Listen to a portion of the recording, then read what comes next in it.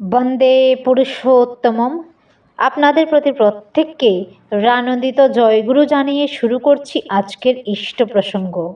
পরম পূজ্যপাদ শ্রী শ্রী আচার্যদেব কম বয়সী মেয়েদের উদ্দেশ্যে কি বলেছেন সেটা আমরা এই ভিডিওতে জেনে নেব। তিনি বললেন, যারা কম বয়সী মেয়েরা আছো বা তাদের বাবা মায়েরা আছেন, ওনারা একটি নির্দিষ্ট বয়স হলেই মেয়ের বিয়ের জন্য অস্থির হয়ে পড়েন, বা মেয়েরাও তোমরা তাড়াহুড়ো করে একটা সিদ্ধান্ত নিয়ে নাও এবং নির্ভরশীল হয়ে পড়ো।